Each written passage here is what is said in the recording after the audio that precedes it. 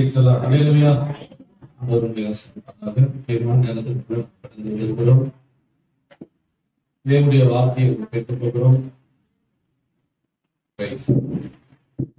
கடந்த வாரத்துல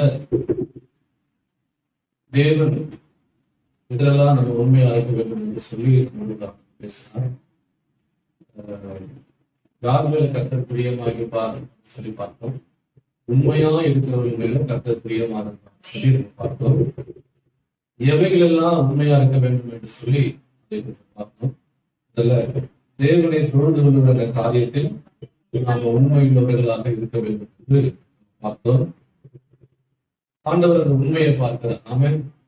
தேவனுடைய தொழுகைக்கு முக்கியத்துவம் கொடுக்கிறவர்களை ஆண்டவர் பார்த்து கொண்டிருக்கிறார். ஆமா, இதையோ அவங்களுக்கு பல காரியங்கள் அவங்களுக்கு வந்தாலும், ஆனா எனக்கு என்னுடைய தேவனுடைய ஆலயம் தான் முக்கியம், தேவனை ஆராதிக்கிறது தான் முக்கியம், அதை விட்டு நான் எங்கேயும் போக மாட்டேன் என்று வைராக்கியமாக வருகிறவர்களை ஆண்டவர் பார்த்துக்கணும். தேவனுடைய ஆலயத்திற்கு முக்கியத்துவம் கொடுங்கள்.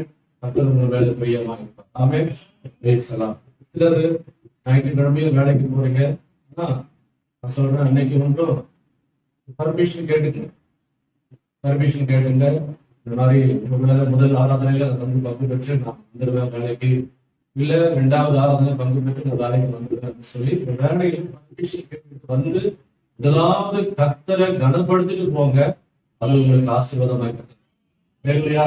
ஏன்னா நீங்க செய்யற இந்த வேலை அது ஒன்றும் வீணாக போகக்கூடாது. உங்க பிரயாசம் வீணாக போகக்கூடாது. நீங்க உழைக்கிற காரியங்கள் வீணாக போகக்கூடாது. கர்த்தரை ஆராதிக்கிற அந்த ஆசீர்வாதத்தின்படி நீங்க வேலை செஞ்சாதான் அது உங்களுக்கு ஆசீர்வாதமாக கர்த்தர் மாற்றுவார்.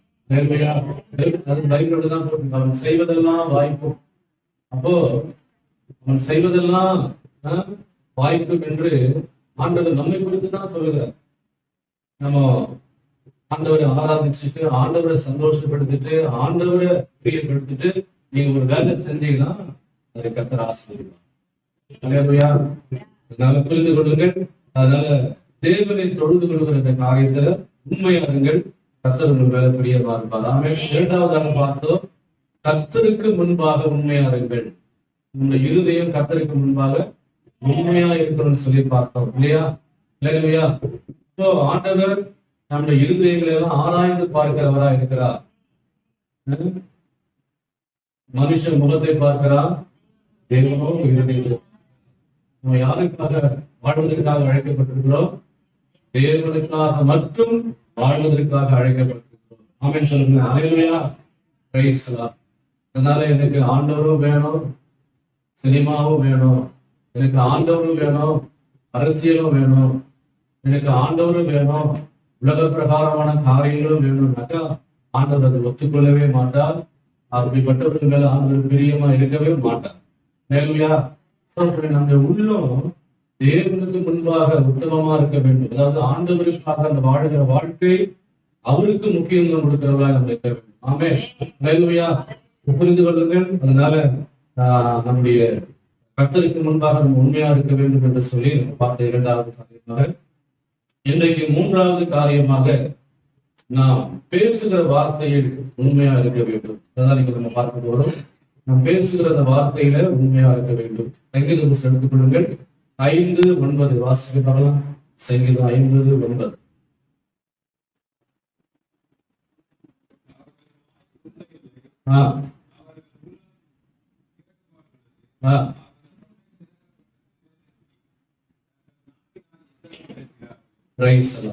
எல்லாமே பைபிள்ல பாருங்க போட்டிருக்கு. அதாவது அவர்கள் வாயில் உண்மை இல்லை இருக்கா பைபிள்ல? அவர்கள் வாயில் உண்மை இல்லை. அப்போ அவர்கள் வாயில என்ன இருக்கிறது? பொய் இருக்கிறது. அவர் வாயில் இருக்குது, பொய் இருக்கிறது. ஆனா இன்னைக்கு ஆண்டவர் நம்ம இடத்துல என்ன எதிர்பார்க்கிறாருன்னா, பேசுகிற அந்த வார்த்தையில என்ன இருக்கணுமா?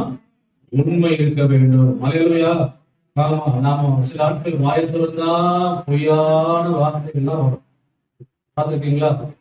ஒரு பொய்யை மறைப்பதற்காக இன்னொரு பொய்யை சொல்வார்கள். அப்படிதான் இன்னைக்கு நடந்து கொண்டிருக்கிறார்கள் சில ஆட்கள். அதனால இவ்வளவு விளைவுகள் வருகிறது என்று நான் பின்னாடி இங்க சொல்ல போறேன். பொய்யை நம்ம பேசி விடுவதனால பின்னாடி நம்ம எவ்வளவு விளைவுகளை சந்திக்க நேரிடும். அதனால நாம அந்த பொய் பேசுகிறது கர்த்தருக்கு அருவருப்பான காரியங்கள். ஆண்டவர் நம்ம என்ன எதிர்பார்க்கிறாருன்னா உண்மை பேசுகிற வார்த்தையில உண்மையை எதிர்பார்க்கிறார். உண்மையா பேசணும். நடந்ததை நடந்த மாதிரி பொய்ய சொல்லுவாங்க சில நாட்கள். அதெல்லாம் ஆண்டவர் பிடிக்காத ஒரு காரியம். உண்மையை பேசுங்க. மத்தேயு சுவிசேஷ புஸ்தகத்துல 5:37 ஆண்டவர் சொல்றாரு, உள்ளது உள்ளதென்றும் இல்லது இல்லதென்று சொல்லுங்கள், அதற்கு மிஞ்சினது தீமையினால் உண்டாயிருக்கும். இருக்கா பைபிள்ல? ஆமா. அதனால உள்ளத உள்ளபடி சொல்லுங்க அப்படின்னு சொல்றாரு. அப்படின்னா என்ன அர்த்தம் சொல்லுங்க? என்ன நடந்தாலும் பரவாயில்ல, உண்மையை சொல்லுங்க, அவ்வளவுதான். வேலையா? ஆமா, என்ன நடந்தாலும் பரவாயில்ல, உண்மையை சொல்லிடுங்க, அவ்வளவுதான். ஆனா பொய்யை சொல்லிட்டீங்கன்னா அதற்கு மிஞ்சினது தீமையினால் நமக்கு உண்டாகும். வேலையா? ஆமா. அதாவது சிலர் விளையாட்டா பொய்யை பேசுறாங்க. அதனுடைய விளைவுகள் ரொம்ப பின்னாடி நமக்கு ஏற்படும். அதனால ரொம்ப பேசுகிற அந்த வார்த்தையில உண்மை வெளிப்படணும். உண்மையா பேசுங்க. அது உங்களுக்கு கர்த்தர் மேல பிரியமா இருப்பார். ஆமென். அல்லேலூயா. ஓகே. நீதிமொழிகள் புஸ்தகம் 12:22 வாசம் பாருங்க. நீதிமொழிகள் புஸ்தகம் 12:22 பாருங்க. என்ன போட்டிருக்கு? நீதிமொழிகள் புஸ்தகம் 12:22. பொய் உதடுகள் கர்த்தருக்கு அருவருப்பானவைகள். அப்ப பொய் உதடுகள் என்னவா? கர்த்தருக்கு அருவருப்பானவைகள். அப்ப பொய் பேசுனா ஆண்டவர் அருவருக்கிறாராக? ஆமா. பொய் பேசும்போது கர்த்தர் என்ன பண்றாரு? அப்போ அப்படிப்பட்ட காரியம் நம்ம என்ன பண்ணக்கூடாது? நம்ம வாயில இருந்து வரவே கூடாது. அல்லேலூயா. எபேசியர் 4:25 பாருங்க. என்ன போட்டு பாருங்க. எபேசியர் 4:25. சீக்கிரமா வாசிங்க. எபேசியர் 4:25. அன்றியும் நாம் ஒருவருக்கொருவர் அவயங்களா இருக்கிறபடினால பொய்களை கலைத்து அவனவன் பிறனுடைய மெய்யை பேச கடவன். இருக்க பைபிள்ல நம்ம பொய்களை கலைந்து, பைபிள்ல போட்டு பாருங்க, பொய்களை கலைந்து நம்ம பிறனுடனே எப்படி பேசணுமா? மெய்யை பேச கடவன் அப்படின்னு போட்டிருக்கு. கவனிக்க. அதுக்கடுத்து 3வது வசனம் வாசிக்கிறாங்க. பிசாசுக்கு இடம் கொண்டாட இருக்க பைபிள்ல இருக்காங்க. இருக்கா பைபிள்ல? 27 பிசாசுக்கு இருங்க. அப்போ பொய் பேசுகிறவன் பிசாசினால ஏவப்பட்டு பேசுறான். இல்லையா? பிசாசு தான் பின்னாடி இருந்து ஏவுறான், பொய்ய பேசு அப்படின்னு சொல்லுங்க. பைபிள்ல போட்டிருக்கு. அதாவது நாம யாருடைய பிள்ளைங்க? சொல்லுங்க, நம்ம யாருடைய பிள்ளைங்க? தேவனுடைய பிள்ளைங்க. பிசாசின் பிள்ளைகள். அதாவது பிசாசின் பிள்ளைகளை குறித்து பைபிள் என்ன போட்டிருக்கு? யோவான் 8:44 வாசிங்க. என்ன போட்டிருக்கு பாருங்க. யோவான் 8:44.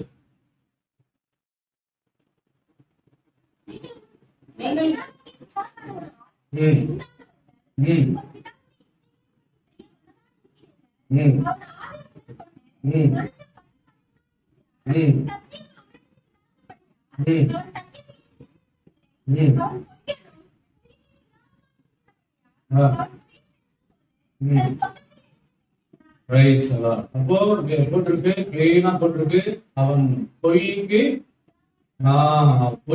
பிதாவமா இருக்கிறான்.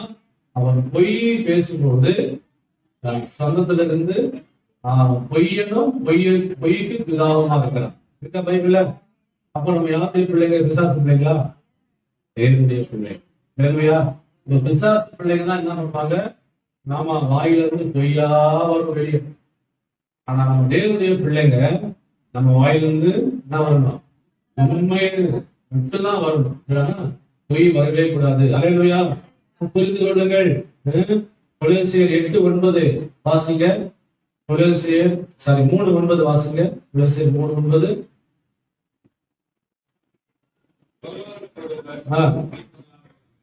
ஒருவருக்கொருவர் பொய் சொல்லாதிருங்கள். இருக்கா பைபிள்ல? படிங்க. பழைய மனுஷனையும்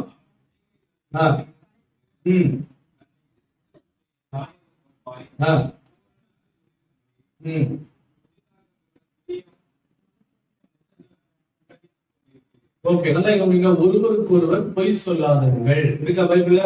இருக்கு. நல்லா கவனிங்க. நம்ம பழைய மனுஷனை கலைந்து போடணும்னு பைபிள்ல போட்டு இருக்கா? ஓகே, இப்ப ரட்சிக்கிறதுக்கு முன்பாக நம்ம எப்படி இருந்தோம்?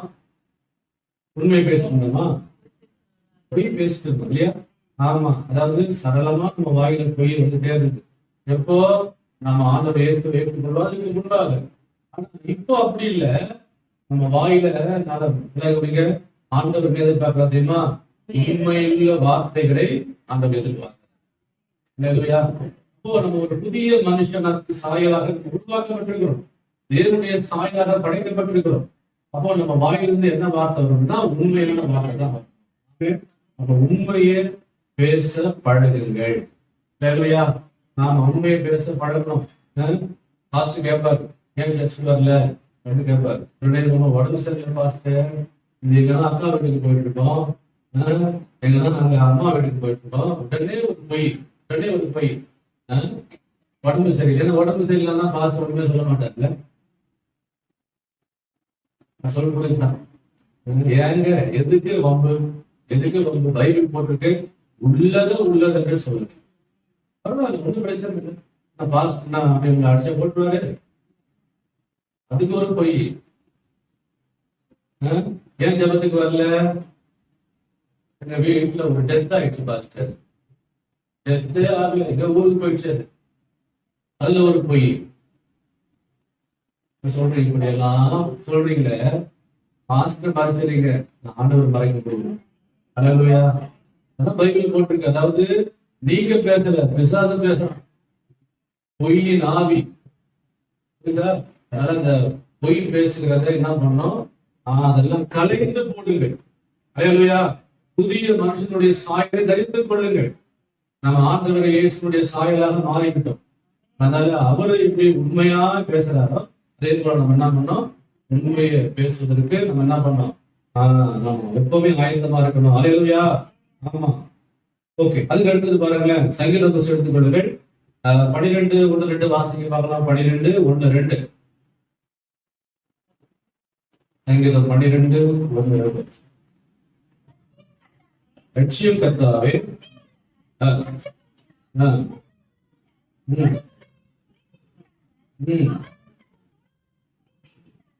அவரவன் தோழரோட என்ன பண்றாங்க? பொய் பேசுகிறார்கள். இருக்க பைபிள்ல பாருங்க. இப்போ பொய் பேசுகிற ஒரு கூட்டம் இருக்குது, இருக்குதா? ஆமா. ஆனா அப்படிப்பட்ட ஒரு கூட்டத்தை ஆண்டவர் இருக்கிறார், இருக்கிறார். ஆனா யாரெல்லாம் உண்மையை பேசுகிறார்களோ கர்த்தர் அவர்களை பிரியமா இருக்கிறார். அவர்களை தான் ஆண்டவர் என்ன பண்றாரு? நேசிக்கிறார். அல்லேலூயா. அப்ப நம்ம தேவனுடைய பிள்ளைகளா இருக்கிறவங்க நாம என்ன பண்ணோம்னா எப்பொழுதும் உண்மையை பேச ஆயத்தமா இருக்கிறோம். ஆமென். அல்லேலூயா. ஆமா. சில நாட்கள் பாருங்க, பேரண்ட்ஸ் இருப்பாங்க வீட்டுல. பிள்ளைங்களை சொல்லி அனுப்புவாங்க, அப்பா இல்லைன்னு போய் சொல்லு, அம்மா இல்லைன்னு போய் சொல்லு. எதுக்கு இதெல்லாம்? பிள்ளை பாப்பா, அம்மா இப்படி பொய் சொல்றாங்க. அப்போ பிள்ளை நீங்க ஒரு பொய் சொன்னீங்கன்னா அந்த பிள்ளை உங்களுக்கு முன்னாடி 1000 பிள்ளை சொல்றதுக்கு அது என்ன பண்றோம்? ஆயத்தமா இருக்கும். அப்போ நீங்களே அதுக்கு என்ன பண்றீங்க? கற்றுக் கொடுக்குறீங்க. பொய்களை பேசுறது கற்றுக் கொடுக்குறீங்க. நான் சொல்றேன், அப்படியெல்லாம் இன்னைக்கு பிள்ளைங்க பேரண்ட்ஸ் எத்தனை பேர் ஏமாத்துறாங்க தெரியுமா? காரணம் யார் தெரியுமா? அன்னைக்கு அம்மா சொன்ன பாடம், அம்மா கற்றுக் கொடுத்த, பேரண்ட்ஸ் கற்றுக் கொடுத்த பாடம், இப்படி எல்லாம் சொல்லி சொல்லி சொல்லி அது கடைசியில என்ன பண்றது? அம்மாவே ஏமாத்துற அளவுக்கு மாறிடுச்சு. அதனால என்ன சொல்றேன்னா, பிள்ளைகளுக்கு முன்பாக உண்மையை பேசுங்க. அல்லேலூயா. ஆமா, உண்மையை பேசுங்க. பிள்ளைங்க பொய் பேசுனா என்ன பண்ணுங்க? உடனே வந்துங்க கண்டிங்க. பொய் பேசக்கூடாது, நம்ம வாயில உண்மைதான் பேசணும் அப்படின்னு பண்ணோம் சொல்லணும். அப்பதான் அதுக்கு ஒரு பயம் இருக்கும். திரும்ப அந்த பொய்யை பேசாது. ஆமென். பிரைஸ் எல்லாம். நீதிமொழிகள் புத்தகம் 19:9 வாசிங்க. நீதிமொழிகள் 19:9. ஆ, ஆ. Praise the Lord. பொய் சாட்சிக்காரன் ஆக்கினைக்கு தப்பான், பொய் பேசுகிறவன் நாசமடைவான். நான் ஆரம்பிக்கும் போதே சொன்னேன், நான் பொய்யெல்லாம் பேசணும்னா அந்த விளைவுகள் நிறைய சந்திக்க நேரும். ஆண்டவர் பைபிளை கிளீனா சொல்றாரு, அதாவது பொய் பேசுகிறவர்கள் ஆக்கினைக்கு தப்பான். அப்போ இங்க பொய் சாட்சிக்காரர்கள் போட்டிருக்கா பைபிள்ல. இந்த பொய் சாட்சிக்காரர்கள்லாம் என்ன ஆகுதுன்னா, இதை நீங்க எங்க பாக்கலாம்னா, இந்த கோர்ட்டு கேஸ்ன்னு போகும்போது அங்க என்ன பண்ணுவாங்க, பொய் சாட்சிக்காரர்கள் 2-3 பேர் என்ன பண்ணுவாங்க, ஜட்ஜிக்கு முன்பாக நிறுத்துவாங்க. ஏன்னா நல்லா கொடுங்க, ஒரு குற்றவாளி எப்படியாவது அவங்க என்ன பண்ணணும், விடுவிச்சிடணும், குற்றவாளி எப்படியாவது காப்பாற்றணுன்றதுக்காக 2-3 பொய் சாட்சிக்காரர்கள் என்ன பண்ணுவாங்க, அதாவது செய்யாத சம்பவத்தை செஞ்ச மாதிரி சொல்லு அப்படின்னு நிறுத்துவாங்க. இந்த மாதிரி சொல்லி எத்தனையோ பேரு ஜெயில இருந்து வெளியே வந்துக்கிறாங்க. அப்படிப்பட்டவங்க ஜெயில இருந்து வரலாம், வெளியே வந்துடலாம், அதனை காப்பாற்றிக்கணும். ஆனா என்றைக்கும் நிம்மதியாகவே இருக்க முடியாது. ஏன்னா பொய் சொல்லுகிறவன் என்றைக்கும் தப்புவதில்லை, ஆக்கினைக்கு தப்புவதில்லை. அதனால ரொம்ப முக்கியம். அதனால இது பொய் சாட்சிக்காரர்கள் இப்படிப்பட்டவர்கள் இந்த இடத்துல அவங்க என்ன பண்றாங்க சொல்லி நிறுத்தப்படுறாங்க. அதனால அவங்க கேஸ்ல அவங்க ஜெயிச்சு வராங்க. நல்லா புரிந்து கொள்ளுங்க, ஒரு சம்பவம் பைபிள்ல போட்டிருக்கு. என்ன போட்டிருக்குன்னா, நாபோத் என்ற ஒரு தேவன், நாபோத் என்ற ஒரு மனுஷன் இருந்தான். நீங்க பாத்தீங்கன்னா அவனுக்கு ஒரு திராட்சை தோட்டம் ஒன்று இருந்தது. அங்கே அந்த திராட்சை தோட்டம் எங்க இருந்ததுன்னா, அதாவது ஆகாப், இஸ்ரவேல் ராஜாவா இருந்த ஆகாப் என்ற அவனுடைய அரண்மனை பக்கத்திலேயே அந்த திராட்சை தோட்டம் ஒன்று இருந்தது. அப்போ இந்த திராட்சை தோட்டம் யாருக்கு சொந்தம், அது யாருடையதுன்னா, அது நாபோத்துக்கு தான் அது சொந்தமானது. அப்போ ஒரு நாள் இந்த ராஜா என்ன பாக்குறாருன்னா, அதாவது ஆகாப் ராஜா இந்த திராட்சை தோட்டத்தை எப்படியாவது நம்ம என்ன பண்ணலாம், வாங்கிக்கலாம், ஏன்னா அது ரொம்ப நல்லா இருக்குது, வாங்கிக்கலாம், அது யாருடையது அப்படின்னு பார்க்கும்போது நாபோத்துக்கு சொந்தமா இருக்கிறது. உடனே என்ன பண்றாரு, ராஜா போய் நாபோத்துக்கிட்ட போய் பேசுறாரு. என்ன பேசுறாருன்னா, அப்பா இந்த திராட்சை தோட்டம் அரண்மனைக்கு பக்கத்துல தான் இருக்குது, அதனால இதை நீங்க என்ன பண்ணி எனக்கு கொடுத்துரு, இதுக்கு பதிலாக உங்களுக்கு நல்ல திராட்சை தோட்டத்தை நான் என்ன பண்றேன், நான் கொடுத்துடுறேன். ஒருவேளை உங்களுக்கு அது பிடிக்கலன்னா இதுக்கு போதுமான விளைக்கரையும் எவ்வளவுன்னு சொல்லு, அதையும் நான் கொடுத்துடுறேன்னு சொல்லி ராஜா சொல்றாரு. அப்ப உடனே நாபோத் சொல்றான், இல்ல, என் பிதாக்கள் வைத்த சுதந்திரத்தை நான் யாருக்கும் கொடுக்க மாட்டேன் அப்படின்னு சொல்லிடுறான். உடனே அந்த ஆகாப் ராஜா ஒரே சலிப்போடு என்ன பண்றான், ஒரு வேதனையோடு வீட்டுக்கு போய் அந்த நாள் முழுவதும் அவன் சாப்பிடாம, அவன் தூங்காம அதாவது பெட்ல போய் படுத்துட்டே இருக்கான். ஒரு முகத்தை ஒரு மாதிரி வச்சுட்டு படுத்துட்டே இருக்கான். அப்படி இருக்கும்பொழுது உடனே அவனுடைய மனைவி இயேசுவில் வரா உள்ள நுழையும் பொழுது பாக்குறா, ஏன் இன்னைக்கு ஒரு மாதிரி உங்க முகம் இருக்குது, ஏன் நீங்க சாப்பிடாம இருக்கீங்க, ஏன் நீங்க சரியா தூங்கல அப்படின்னு சொல்லி பார்க்கும்போது அவர் கேட்கிற விஷயத்தை கேட்கிறா. உடனே நீ பார்த்தீங்கன்னா ஆகாப் ராஜா சொல்றான், நாபோத்து கிட்ட நான் கேட்டேன் இந்த திராட்சை தோட்டத்தை, அவன் எனக்கு கொடுக்க மாட்டேன் என்று சொல்லிட்டான். உடனே இயேசுவில் சொல்றா, நீ ராஜா என்றதை நீ மறந்துட்டியா, நீ யாரு, ஒரு ராஜா. அதனால அது உனக்கு அந்த திராட்சை தானே வேணும், அதை நான் உனக்கு கொடுக்க, அதனால நீ இப்போ போய் சாப்பிடு, நல்லா ரெஸ்ட் எடு, நிம்மதியா அப்படின்னு சொல்லிட்டு உடனே என்ன பண்றா, ஒரு சூழ்ச்சி பண்றான். என்ன சூழ்ச்சி பண்றான்னா, அதாவது ராஜா எழுதுன மாதிரி ஒரு லெட்டரை எழுதி நாபோத் இருக்கிற அந்த வசிக்கிற அந்த இடத்துல இருக்கிற மூப்பர்கள் பெரியவங்களை என்ன பண்றா, அழைக்கும்படியாக சொல்லி ஒரு என்ன சொல்றது, உபவாசம் என்று ஒரு கூட்டத்தை என்ன பண்ற ஒழுங்கப்படுத்துன்னு சொல்லி இப்படி நெருக்கத்துல எழுதி அனுப்புறாங்க. அப்ப எழுதும்பொழுது அவங்க என்ன பண்றாங்க, படிக்கிறாங்க. அந்த பெரியவங்க அந்த மூப்பர்கள் என்ன பண்றாங்க, லெட்டர் வாங்கி படிக்கிறாங்க. உடனே என்ன பண்றா, ஜனங்களை எல்லாம் நிறுத்தி உபவாசம் என்ற பெயர்ல ஜனங்களை எல்லாம் வரவழைச்சு உடனே என்ன பண்றாங்க, 2-3 பொய் சாட்சிக்காரர்களை நிறுத்துறாங்க. யாரை நிறுத்துறாங்க, பொய் சாட்சி. நல்லா பொய் சாட்சிக்காரன் நிறுத்துறாங்க. எப்படின்னா, என்ன பொய் சாட்சி அப்படின்னா, இந்த நாபோத் இவன் என்ன சொல்றான்னா, தேவனையும் ராஜாவையும் தூஷித்தான் என்று சொல்லி பொய் சாட்சிக்காரர்களை நிறுத்துகிறான். அப்ப உடனே நிறுத்தும் பொழுது என்ன ஆகுது? உடனே மக்கள் கேட்டு சும்மா விடக்கூடாது, எப்படியாவது என்ன பண்ணிட்டு க்ளோஸ் பண்ணிடுங்க சொல்லும் பொழுது ஒரு கல்லை எரிஞ்சு என்ன பண்ணிடுறாங்க, அவ்வளவுதான் இவங்க சாகடிச்சாங்க. ஆனா இந்த நாபோத்து நிரபராதி. நாபோத்து யாரு? எந்த குற்றமும் செய்யாத ஒரு நிரபராதி. ஆனா இவங்க என்ன பண்றா, இயேசுவில் தந்திரமா ஒரு பொய் சாட்சிக்காரங்களை வைத்து அவன் கதையை அப்படியே முடிக்கிறான். அப்போ இதுதான் கோர்ட்டு கேஸ் அப்படின்னு வரும்போது இப்படிப்பட்ட சம்பவங்கள்லாம் நடக்கிறத நம்ம பார்க்கிறோமா இல்லையா? அல்லேலூயா. ஆமா, அதனால நல்லா புரிந்து கொள்ளுங்க, இப்படிப்பட்ட பொய் சாட்சிக்காரர்களை கர்த்தர் அருவருக்கிறார், அவர்களை நாசம் பண்ணுவார் கர்த்தர். அல்லேலூயா. அதனால ஒருவேளை அப்படின்னு இங்க யாராவது அந்த பொய் கேஸ்ன்னு போய் உங்களுக்கு யாராவது பொய் சொல்லுங்க அப்படின்னு சொன்னாங்கன்னா தயவு செஞ்சு அதுக்கு ஒரு நாளும் இசைந்து கொடுக்காதீங்க. அது கர்த்தர் அருவருக்கிறவராக இருக்கிறார். ஆமா, புரிந்து கொள்ளுங்க. பரவாயில்ல, நான் பொய் சொல்ல மாட்டேன், உண்மையதான் சொல்லுவேன் சொல்லி அடிச்சு சொல்லுங்க, கர்த்தர் அந்த ஆசிரியர். ஆமே. ஓகே, அப்போ புரிந்து கொள்ளுங்கள். அப்போ பொய் சாட்சிக்காரர்கள் என்பது இப்படிப்பட்ட பொய்களை சொல்லி அவங்க எப்படியாவது வெளியே தப்பிச்சு கொள்வதற்காக என்ன பண்ணுவாங்க, வருவதற்காக தான் இப்படிப்பட்ட காரியங்களை செய்வார்கள். ஆமே. அதுக்கு அடுத்தது இன்னொரு சம்பவத்தை பைபிள் படிக்கிறோம். இன்னொரு சம்பவம்னா அப்போஸ்தலர் எழுதிய புஸ்தகம் 5வது அதிகாரம், அதாவது 1-5 வரைக்கும் நீங்க வாசித்து பாருங்க, நேரம் இல்லை, நான் சொல்லிட்டேன். அதாவது அந்த இடத்துல அனனியா சப்பீரா என்ற ஒரு கணவன் மனைவியை குறித்து போட்டிருக்கா. இவனுடைய ஆதி சபையா அவங்க எப்படி இருந்தார்கள் கேட்டீங்கன்னா, தன்னுடைய காணி ஆட்சிகளையும் நிலங்களையும் வீடுகளையும் விற்று அதை பணமாக்கி ஊழியத்துக்கு கொடுத்தாங்க. என்ன பண்ணாங்க?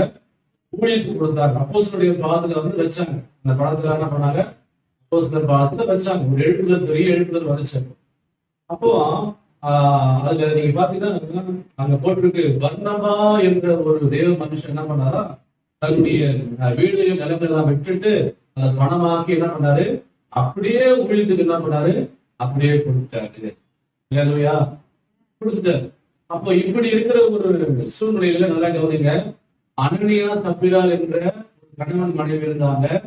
அவங்களும் என்ன பண்ணாங்கன்னா ஒருமனப்பட்டாங்க. என்ன ஒருமனப்பட்டாங்கன்னா, நமக்கு ஒரு நிலம் இருக்குது இல்ல, நமக்கு ஒரு வீடு இருக்குது இல்ல, அந்த வீடை வித்து அவங்க எல்லாம் எப்படி அப்படியே பணத்தை கொண்டு வந்து கொடுத்தாங்களோ அதே மாதிரி நமக்கு இருக்கிற அந்த வீடை வித்து என்ன பண்ணணும், அதை அப்படியே நம்ம கொடுத்துடலாம் அப்படின்னு ஒருமனப்பட்டாங்க. பைபிள் சொல்லுகிறது, அவங்க அந்த வீடை வித்து அவங்க கையில அந்த பணம் வந்த உடனே மனசு மாறிடுச்சு. அந்த வீடை வித்து கையில பணம் வந்த என்ன மாறிடுச்சு, மனசு மாறிச்சு. என்ன மனசு மாறிச்சு தெரியுமா? ஒரு பணம் நமக்கு வச்சுக்கலாம், ஒரு பங்கை நம்ம வச்சுக்கலாம், இன்னொரு பங்கை குழித்து கொடுத்துடலாம்.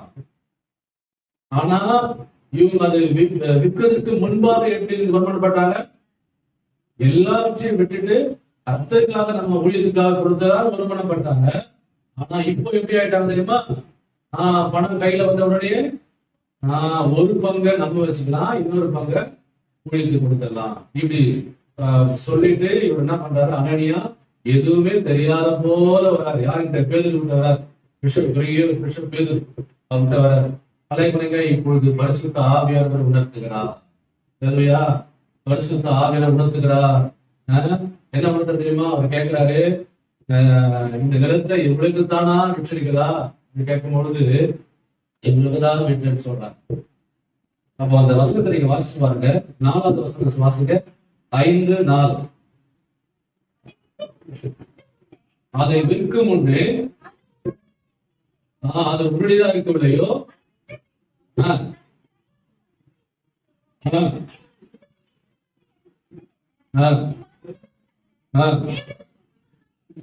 நீ தேவனிடத்துல போய் சொன்னா, யார்கிட்ட போய் சொன்னாங்க? உண்மையை சொல்லிருக்கலாம்ல, உண்மையை சொல்லியிருந்தாலே இவரு தப்பிச்சிருக்கலாம் இல்லையா? ஆனா என்ன பண்ணிட்டாங்க, ஒண்ணுமே தெரியாத மாதிரி வர்றாரு. ஆனா பேதுருவுக்குள்ள இருந்த பரிசுத்த ஆவியானவர் அவருக்கு எல்லாம் தெரிஞ்சு போச்சு. உடனே அவர் கேட்கிறாரு, இவங்க என்ன பண்ணிட்டாங்க, அந்த இடத்துல ஒரு பொய்யை சொன்னாங்க பாருங்க. உடனே அகால மரணம் அப்படியே மயக்க வச்சு கீழே போட்டாங்க, செத்து போயிட்டாங்க. திடீர்னு ஒரு மரணம் வந்துச்சு. இல்லையா? பொய் பேசுறதுக்காகவே இந்த நிலைமை. நம்ம சாதாரணமா வாய்க்கு வந்த மாதிரி பேசுறோமே, என்ன நம்ம விளக்குவோம், என்ன ஆசீர்வாதம் நமக்கு வரும், எப்படி கர்த்தர் மேல பிரியமா இருப்பாரு பாருங்க.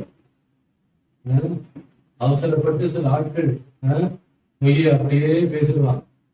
அதெல்லாம் ரொம்ப விளைவுகளை சந்திக்க நேரிடும். அதனால பொய் என்பது பிசாசுடைய சரக்கு. பொய் என்பது பிசாசுடைய சரக்கு. அது நமக்குள்ள ஒரு நாள் இருக்கவே கூடாது. அல்லேலூயா. ஆராதிக்கிற தேவன் உண்மை உள்ளவர், சத்தியம் உள்ளவர். அவரு உண்மையை பேசுவதற்காக தான் கர்த்தர் நம்மை அழைத்திருக்கிறார். அல்லேலூயா. உண்மையை பேசுங்க, என்ன நடந்தாலும் பரவாயில்ல, உண்மையை பேசுங்க. அது உங்களுக்கு ஆசீர்வாதமாய் கர்த்தர் மாற்றுவார். அல்லேலூயா. புரிந்து கொள்ளுங்கள். அதனால உண்மை நமக்கு எப்பொழுதும் பேசுவதற்கு ஆயத்தமா இருக்கணும். ஆமே, பேசுவீங்களா? உண்மையா ஒரு தீர்மானம் பண்ணுங்க. இது வந்து அந்த என் வாயிலிருந்து பொய் வரக்கூடாது, உண்மையை மாத்திரம் தான் பேசணும். ஆமே, பேசுவீங்களா?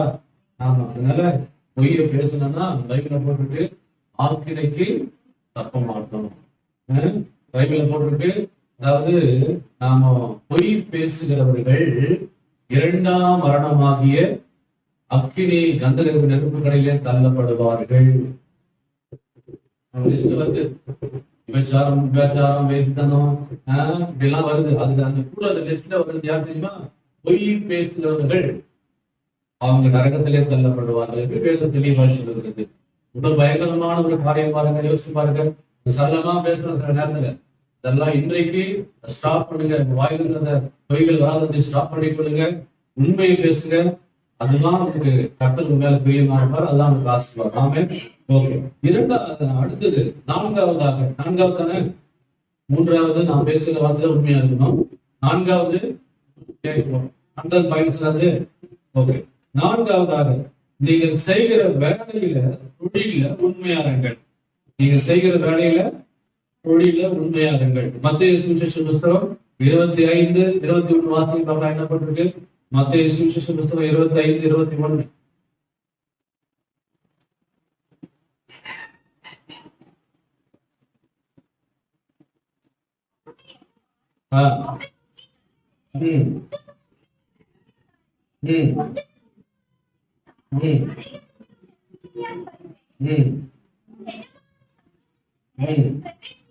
ஓகே, எடுத்தாச்சுங்களா? வசனத்தை எடுக்கலையா?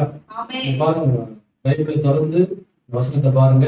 அவனுடைய எஜமான் அவனை நோக்கி, நல்லது உத்தமம் உண்மையும் உள்ள ஊழியக்காரனே, கொஞ்சத்துல உண்மையா இருந்தால் நேகத்தின் மேல் உன்னை அதிகாரம் அந்த இதை அண்டை பண்ணுங்க, நேகத்தின் மேல உன்னை அதிகாரியாக வைப்பேன். ஆமென். அப்போ நீங்க செய்கிற அந்த வேலையில நீங்க உண்மையா இருக்கணும்னு ஆண்டவர் விரும்புறார். அல்லேலூயா. உண்மையா இருக்கணும்னு ஆண்டவர் விரும்புறாரா? ஆமா. நீங்க செய்கிற அந்த வேலை உங்களுக்கு தற்செயலாய் உங்களுக்கு கிடைக்கவில்லை. நீங்க அந்த செய்கிற அந்த தொழிலோ அல்லது ஒரு வேலையோ உங்களுக்கு அது தானாய் உங்களுக்கு வரவில்லை, கிடைக்கவில்லை.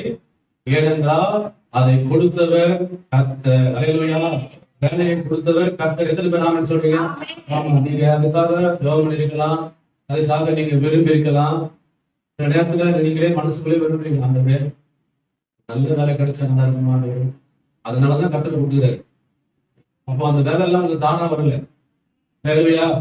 ஆமா. அதனால நீங்க விரும்புறீங்க, நீங்க ஜெபித்தீங்க, அதனால கர்த்தர் அந்த வேலையை உங்களுக்கு என்ன பண்ணிருக்காரு? ஆண்டவர் தான் கொடுத்திருக்கிறாரு. அப்போ நினைக்கிறீங்க, அப்போ அந்த வேலையை ஆண்டவர் கொடுத்திருக்கிறாரு. ஏன்னா நீ அந்த வேலையில உண்மையா இருக்கணும்னு ஆண்டவருடைய எதிர்பார்ப்பு. அல்லேலூயா.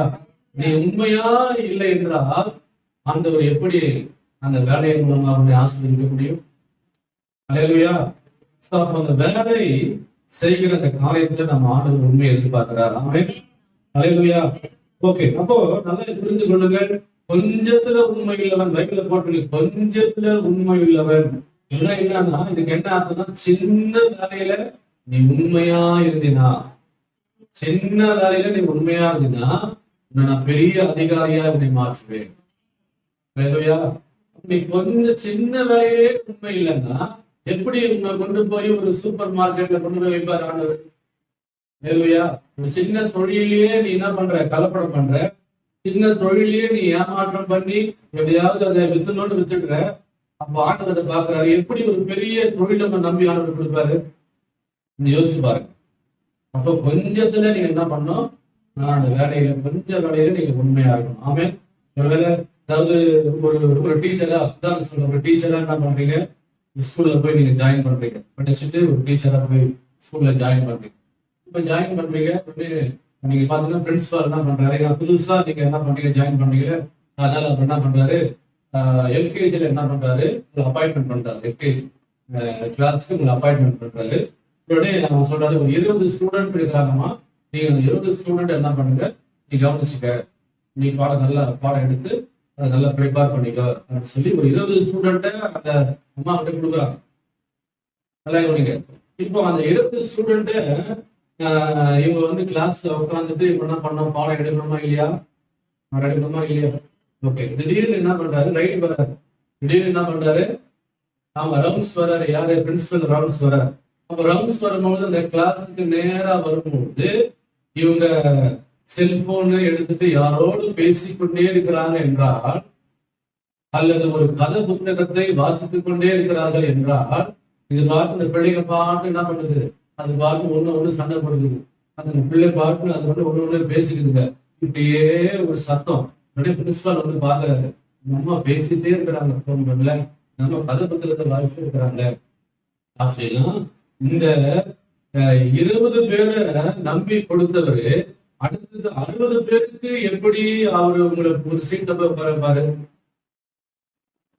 இதுலயே நீங்க 20 பேருக்கு நீங்க உண்மையா இல்லையே. நான் சொல்ல புரியுது? ஆமா, இந்த 20 பேருக்கு அவர் என்ன பண்ணோம், அவங்க நல்லா பாடம் சொல்லி கொடுக்கணும்ன்றதுதான் ஒரு பிரின்சிபலுடைய எதிர்பார்ப்பு. அப்படிதாங்க? ஆமா, நல்ல மார்க் வாங்க வைக்கணும், அதான் பிரின்சிபலுடைய எதிர்பார்ப்பு. அப்ப அந்த நேரத்துல நீ போய் இப்படி நேரத்தை வீணடிச்சுட்டு செல்போனை பேசிட்டு கதை புஸ்தகத்தை வாசிச்சுட்டு பிள்ளைங்களுக்கு இப்ப சரியா பாடம் எடுக்காம இருந்தீங்கன்னா எப்படி அந்த பிரின்சிபல் உங்களை நம்பி அடுத்த கிளாஸ்க்கு மாத்துவாரு? மாத்தவே முடியாது. அப்ப சாதாரண ஒரு மனுஷனே அப்படி நினைக்கிறாங்க. அப்போ நமக்கு வேலை கொடுத்த ஆண்டவர் நம்ம எப்படி யோசிச்சு பாருங்க, யோசிச்சு பாருங்க. செய்யற இந்த வேலையில நம்ம எப்படி இருக்கிறோம்? உண்மையா இருக்கிறோமா? உண்மையா செய்யறோமா?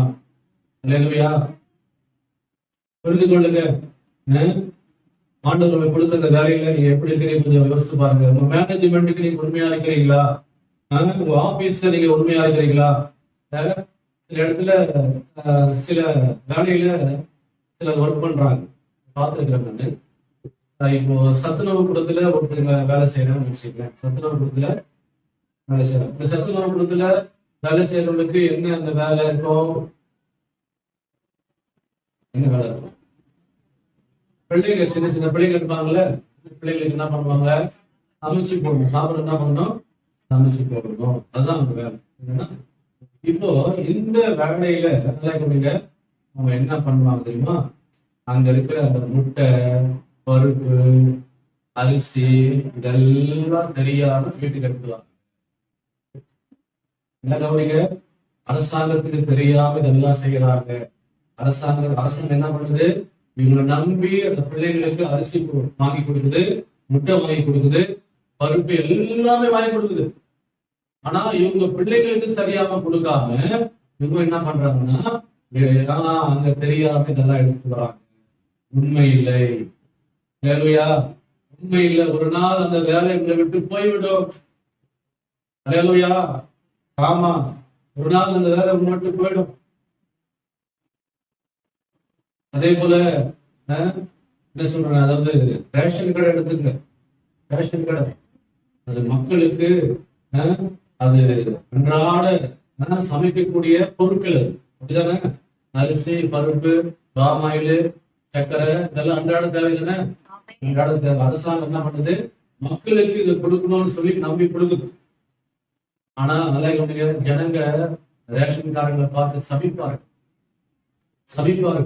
வந்து இவ்வளவு எனக்கு வந்து இதை கொடுக்காம நீ விட்டுட்ட, இது எனக்கு கிடைக்கல, என்ன பண்ண நீ அப்படின்னு சொல்லி ரேஷன்கார கடைகளை பார்த்து சபிப்பாங்க. ஏன் சபிக்கிறாங்க?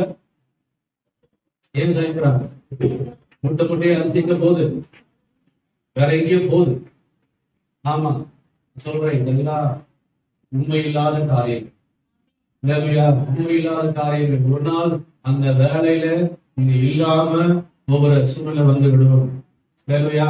அதனால அதுல ஒரு உண்மை நீங்க நம்ம மத்தவங்க செய்யலாங்க, மத்தவங்க ஏமாத்தி சம்பாதிக்கலாம், மத்தவங்க பொய் சொல்லி என்ன பண்ணலாம், அதை சம்பாதிக்கலாம். ஆனா நீ தேவனுடைய பிள்ளை, நீ என்ன பண்ண தெரியுமா, நான் இதுல ஒரு நாளை செய்து கொடுக்கவே மாட்டேன். பரவாயில்ல, அரசாங்கம் கொடுக்கிற சம்பளத்திலேயே நான் நிம்மதியா சமாதானமா வாழ அவனுக்கு உதவி செய்வான்னு சொல்றேன். இல்லையா? அப்படி மத்தவங்களுடைய வாயிலையோ வயிற்றிலையோ அடிச்சு சம்பாதிக்கிற அந்த பணம் அது நமக்கு சாபமாய் மாறிவிடும். இல்லையா? அதுக்கு யாரும் உடன்படவே கூடாது. எனக்கு தெரியும், நான் சின்ன பையனா இருக்கும் பொழுது ஒரு அம்மா என்ன பண்ணுவாங்க, அப்படியே தெருவா பால் வித்துட்டு வருவாங்க. பால் நான் யோசிப்பேன், இந்த பால் எங்க இருந்து எடுத்து வராங்க யோசிக்கும் பொழுது அப்பதான் தெரிஞ்சது, எனக்கு உண்மை தெரிஞ்சது, இவங்க கவர்மெண்ட்ல வேலை செய்யறாங்க, கவர்மெண்ட் ஹாஸ்பிட்டல்ல வேலை செய்யறாங்க. அந்த பேஷண்ட்டுக்கு கொடுக்குற அந்த பாலெல்லாம் இவங்க என்ன பண்ணாங்க, தெரியாம எடுத்துட்டு வந்து இவங்க வித்து பிளாக்ல வித்து சம்பாதிக்கிறாங்க. அது நல்லதா? அது ஒரு சாபமா மாறிடும். உனக்கு மாத்திரம் இல்ல, உங்க பிள்ளைங்களுக்கே சாபமா மாறிடும். அல்லேலூயா. அநியாயமாய் வந்த வருமானத்தை பார்க்கிறோம், கொஞ்சம் வருமானமே உத்தமம். கைவில போட்டு. அல்லேலூயா.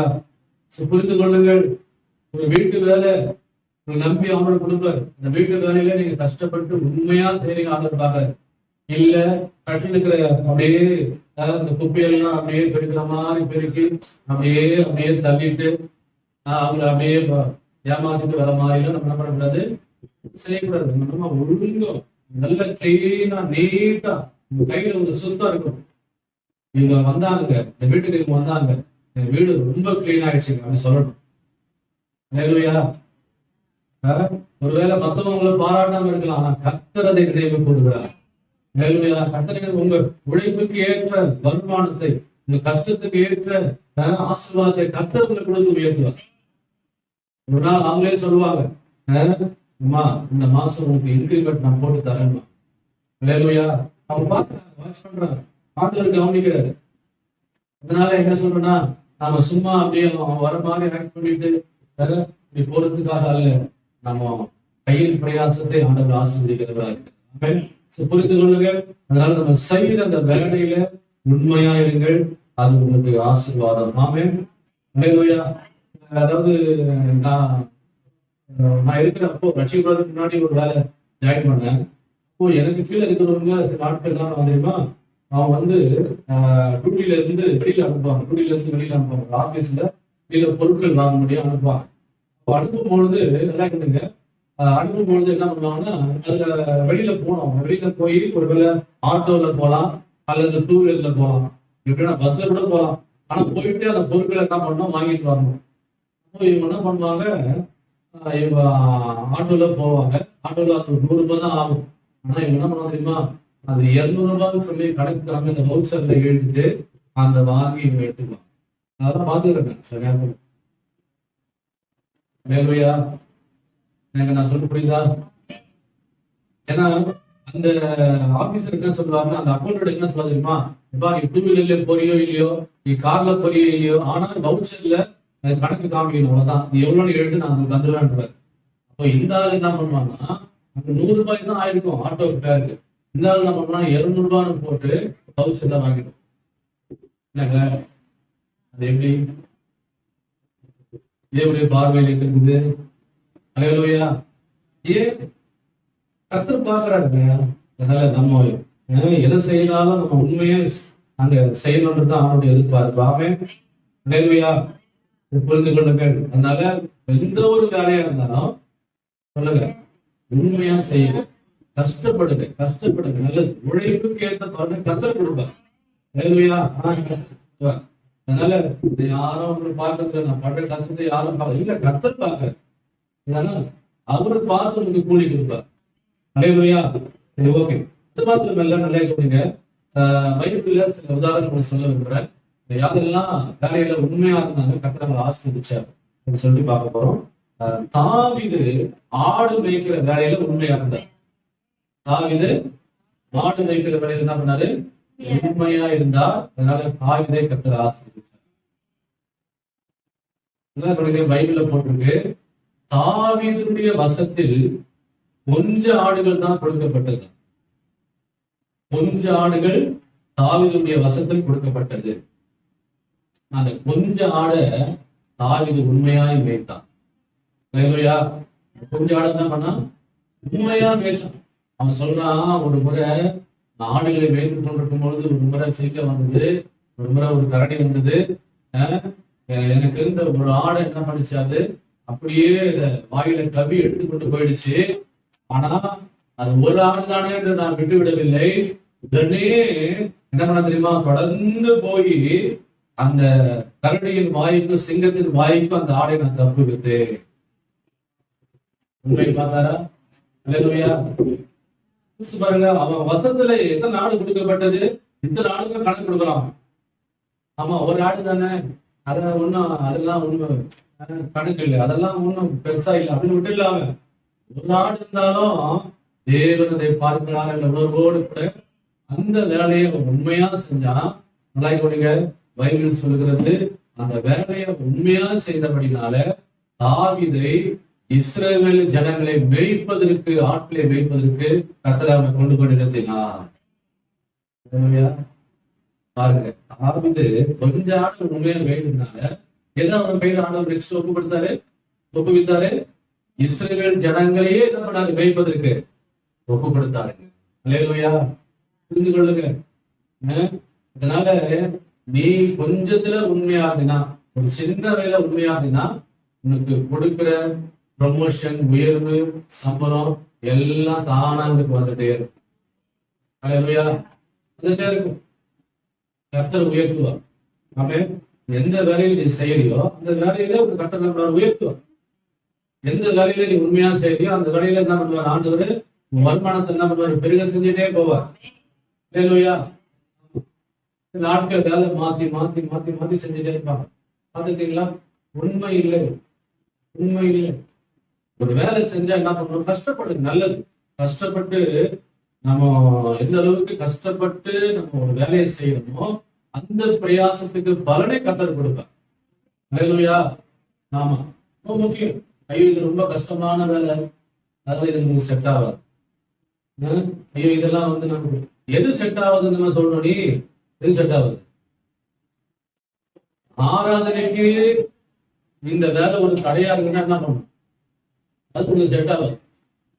நான் சொல்ல புரியுதா? ஆமா, அப்படிதான் நீங்க பார்க்கணும். ஹல்லேலூயா. ஆமா. சோ அதனால உண்மையா செய்யுங்க. கர்த்தர் பார்க்கிறாரு. ஏற்ற நேரத்துல கர்த்தர் உயர்த்தி ஆசீர்வதிப்பார். ஆமென். ஓகே, அடுத்தது தானியேலை குறித்து பைபிள்ல போட்டுட்டு, தானியேல் தன் வேலையில உண்மையா இருந்தான். எடுத்துக்கொள்ளுங்கள், தானியேல் புஸ்தகம் 6:4 வாசிங்க. தானியேல் 6:4 சீக்கிரம் வாசிங்க.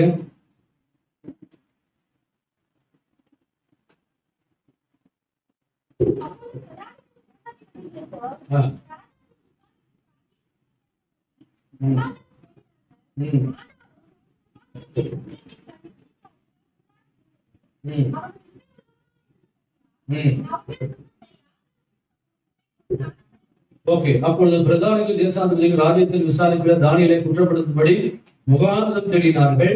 ஆனாலும் ஒரு முகாந்திரத்தையும் குற்றத்தையும் கண்டுபிடிக்க அவர்களால் கூடாது இருந்தது. அவன் உண்மையுள்ளவனாய் இருந்தபடியாக அவன் உண்மையுள்ளவனா இருந்தேன். அவன் மேல் சுமத்த யார் குற்றமும் குறைவும் காணப்படவில்லை. வழங்கப்பட்டு பாத்தீங்களா? தானியேல் தன் வேலையில இருந்தான், உண்மையுள்ளவனாய் இருந்தான். பைபிள்ல நல்லா கவனிங்க. இப்போ தானியேலை குறித்து நம்ம பைபிள வாசிக்கிறோம். தானியேல் தன் வேலையில ஏதாவது ஒரு தவறு செய்திருக்கிறானா? ஏதாவது ஊழல் செஞ்சிருக்கிறானா? ஏதாவது லஞ்சம் வாங்கியிருக்கிறானா? தானியேல் ஏதாவது வருமானத்திற்கு அதிகமாக சொத்து சேர்த்து வச்சிருக்கிறானா? தானியேல் ஏதாவது கமிஷன் யாருக்கிட்டையாவது வாங்கியிருக்கிறானா என்று அதிகாரிகள் செக் பண்ணாங்க. என்ன பண்ணாங்க? அதிகாரிகள் செக் பண்ணாங்க, சோதனை பண்ணாங்க, எல்லாத்தையும் பார்த்தாங்க. எதுலையுமே ஒரு குற்றம் என்ன பண்ணல, அந்த அளவுக்கு உண்மை இல்லவனாயிருக்கும்.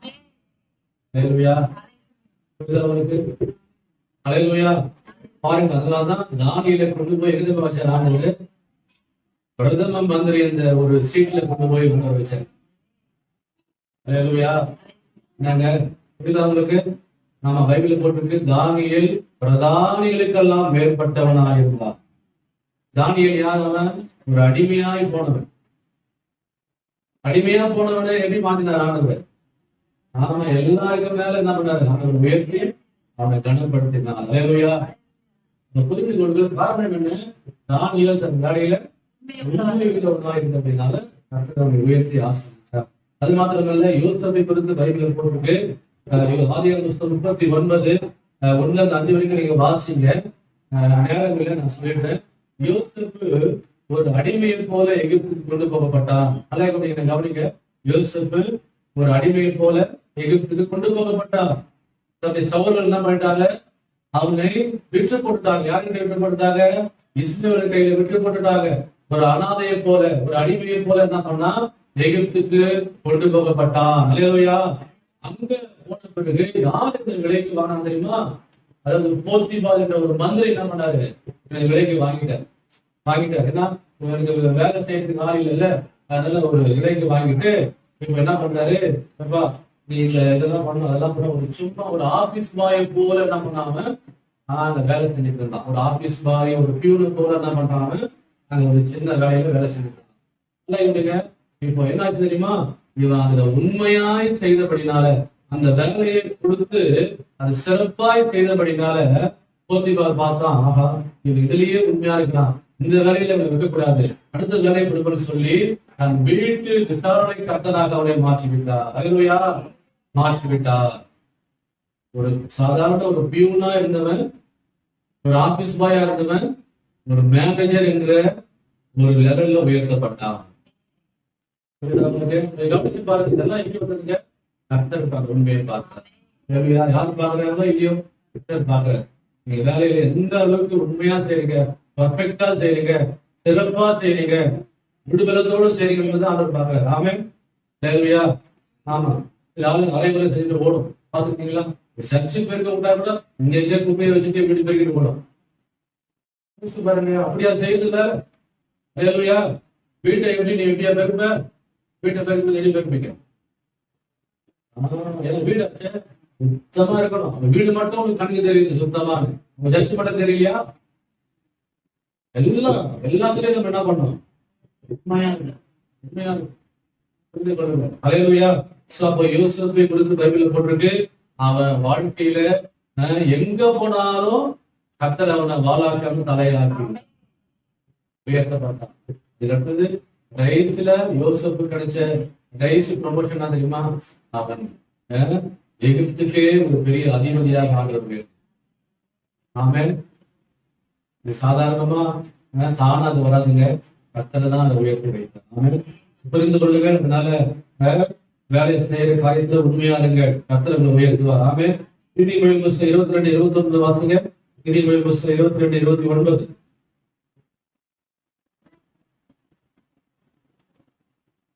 நீதிமொழிகள் புஸ்தகம் 22:29. தன் வேலையில் ஜாக்கிரதையா இருக்கிறவனை கண்டாயனால் அவனை நீசருக்கு முன்பாக இல்லாமல் இருக்க பைபிள்ல தன் வேலையில் இருக்கணுமா? ஜாக்கிரதையா இருக்கிறவனை நீ கண்டாயானால் இருக்க பைபிள்ல உண்மையா இருந்தாயானால், ஜாக்கிரதையா உண்மையா இருந்தாயானால் நீ நீசருக்கு முன்பாக நிற்க மாட்டப்பா, ராஜாக்களுக்கு முன்பாக கொண்டு வந்து ப்ரொமோஷன்ஸ். அதான் ப்ரொமோஷன், உயர்வு அதுதான். ஆமென்.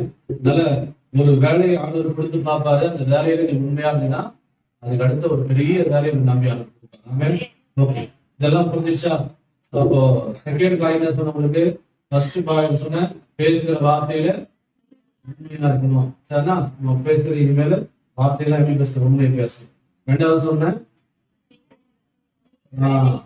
அப்போ செய்யற வேலையில உண்மையா இருப்பீங்களா? வேலை செய்ய உண்மையா இருப்பீங்களா? யாரும் பாக்குறாங்க இல்லையோ, பரம எஜமான் உங்களை பாக்குறாங்க இல்லையா?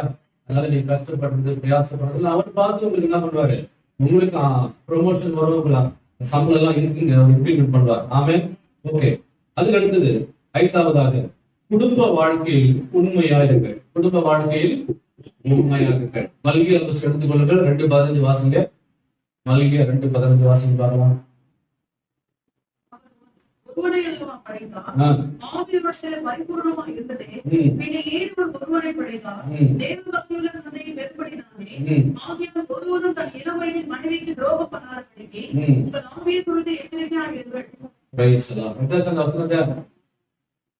இப்போ 5வது பாயிண்ட் சொல்லிக்கிறேன். குடும்ப வாழ்க்கையில இருக்கணும், உண்மையா இருக்கணும். அதுக்கு சாதாரணமாக இந்த வசனம் சொன்னேன். ஒருவனும் தன் இள வயதில் மனைவிக்கு துரோகம் பண்ணாதபடிக்கு, ஒருவனும் தன் இள வயதில் கணவருக்கு துரோகம் பண்ணாதபடிக்கு, 2 சேம் எடுத்துக்கொள்ளணும். ஓகேவா?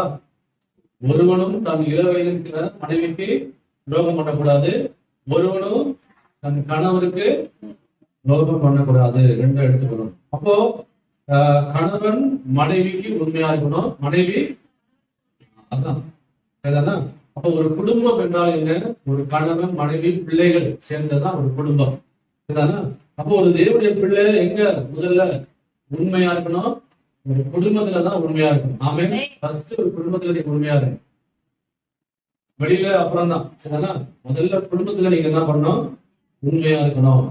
சில ஆட்கள் வெளியில உண்மையா இருக்கிற மாதிரி காட்டிக் கொள்வாங்க, ஆனா குடும்பத்துல என்ன பண்ண மாட்டாங்க, உண்மையா இருக்க மாட்டாங்க. அது ரொம்ப கஷ்டம். அதனால ஒரு ஃபேமிலியில நீங்க என்ன பண்ணணும்? உண்மையா இருக்கணும். சரி, ஓகே. அப்போ நல்லா கவனிங்க. ஃபர்ஸ்ட் காரியம் என்ன சொல்றேன்னா, அதாவது கணவன் மனைவிக்கு தெரியாம எதையும் செய்யக்கூடாது. மனைவி கணவருக்கு தெரியாம எதையும் என்ன பண்ணக்கூடாது. ஆமா, நல்லா புரிந்து கொள்ளுங்க. இதான் ரொம்ப முக்கியமான பாயிண்ட்ஸ். கணவர் மனைவிக்கு தெரியாம என்ன பண்ணக்கூடாது, எதையும் செய்யாது. அதே மாதிரி மனைவி கணவனுக்கு தெரியாம என்ன பண்ணக்கூடாது. ஒருவேளை நீங்க மனைவி கணவருக்கு தெரியாம இதை செஞ்சீங்கன்னா அங்கதான் பிரச்சனையே ஆரம்பிக்கிறது. அங்கதான் குடும்பத்துல பிரச்சனைகள், பிரிவினைகள், அப்புறம் பிரிந்து போகிற நிலைமைகள் ஆகுது. அதனால இதுல ரொம்ப உண்மையான இருக்க வேண்டும். மலையா?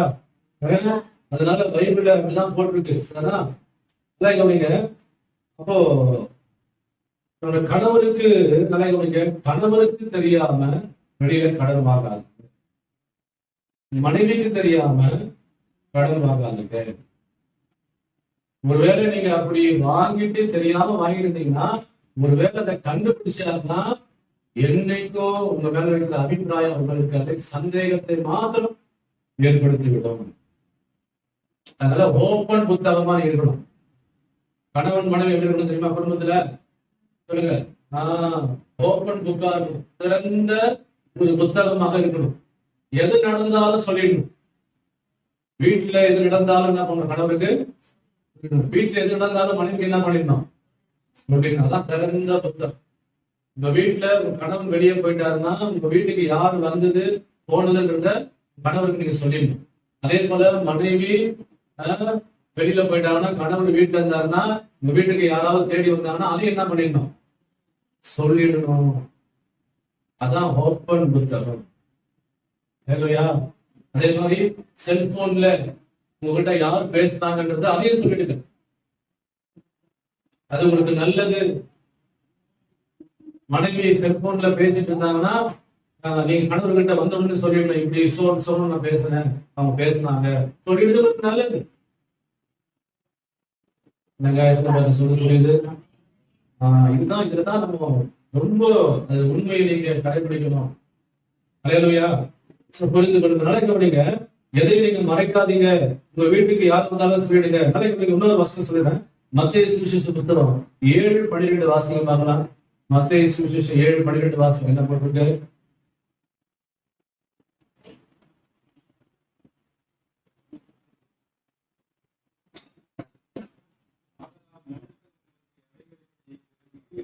ம்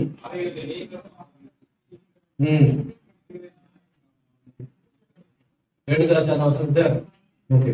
ஆதலால் மனுஷர் உங்களுக்கு எவைகளை செய்ய விரும்புகிறீர்களோ அவைகளை நீங்கள் அவர்களுக்கு செய்யுங்கள், இதுவே நியாயப்பிரமாணமோ என்ன தெரியுமா? உங்க மனைவி உங்க கணவர் இப்ப என்ன எதிர்பார்க்கறா தெரியுமா? என் மனைவி எனக்கு உண்மையா இருக்கணும் எதிர்பார்க்கறாரா?